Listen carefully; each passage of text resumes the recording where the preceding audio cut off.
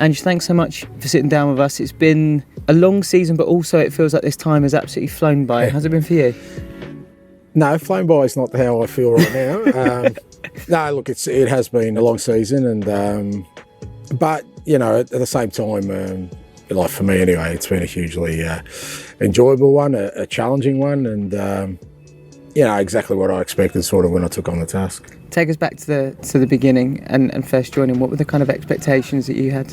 I think the expectations for me was that it was going to be a challenging year. You know, there was going to be significant change in the way we did things, and whenever that happens, you know, it's going to be really challenging for people.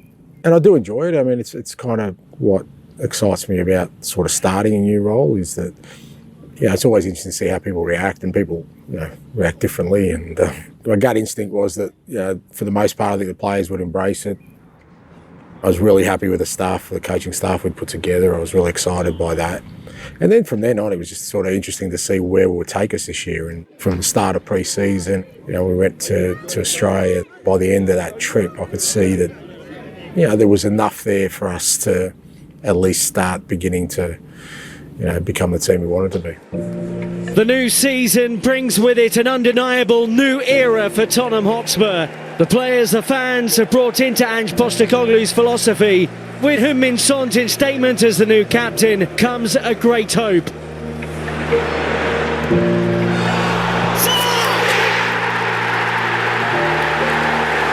It's the first at home under the new head coach. Postecoglou is well and truly up and running. What a way to start. Another show-stopping performance from Ange Postecoglu's side. Crowds up, Spurs are up. Kulusevski! He's done it! It was a special start. We had a great start, and I think we needed to get off to a great start. If we hadn't got off to a good start in terms of results and performances, I think, you know, it could have been an even more difficult, challenging year than it was. But we had a really healthy squad, you know, we had a strong bench, and that kind of, we got the momentum that carried us through. Maddison with Son here. Son again! Porro. What a ball! It's one! Yes! Extraordinary! We just keep going. We have belief that we can get the job done.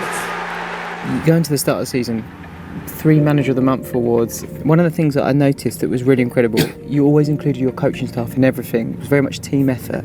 Yeah, it's a funny one, the sort of Manager of the Month, because you know that you're just sort of representative of a larger group of people, not just the coaching staff, but everyone involved in the football department. Very key moment in the season was that Chelsea fixture. Can you just talk us through your memories of that evening? You know, at the time we were flying and we started the game so well, and we scored, and then Sonny was inches offside, forgetting the second, and then Romero gets sent off, we get a penalty against us, Mickey does his hamstring, so you've lost your 2 starting centre-halves.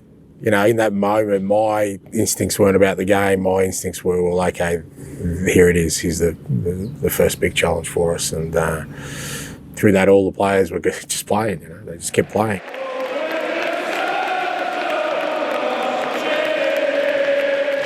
Fans just want to see their players giving everything they've got to their football club, you know, irrespective of the outcome. And if you do that, there'll always be an appreciation. There's no doubting that night the boys emptied the tank, they gave everything. But I walked away going, okay, well, you know, when you lose 3 of a brand new back 4, and I knew for a significant amount of time there were some challenges ahead. To be honest, I was really happy with the way we did that. We still had some tough games, and we were still competitive all the way through it. You know, the results were a little bit inconsistent, but every game we were still in it. That gave me also a lot of heart about the spirit within the group. But I also knew that had an end date, because eventually that sort of spirit, you know, it's like fuel. It runs out, you get tired, and I think that caught up with us toward the end of the year. One of the primary reasons I was brought in was to change the football, yeah. And I think most people would agree that has changed.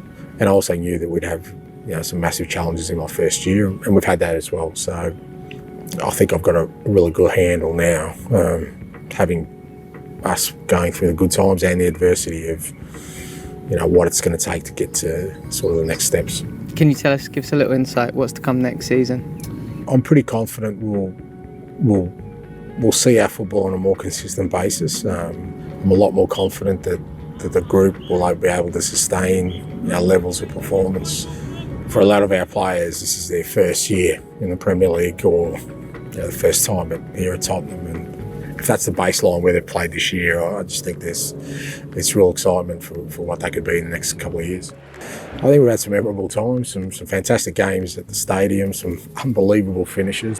I think stuff that they'll remember for quite a while, and they were a big part of that, the supporters, the atmosphere they created. It's not coincidence we scored so many late goals, and because of the atmosphere they created in the stadium. And I'm really looking forward to again, starting the year in a positive fashion and creating a real sort of unique environment within Tottenham Stadium. And I can see quite a few in this group that are going to end up, making a real impact at this football club. And I think the supporters will enjoy watching that happen.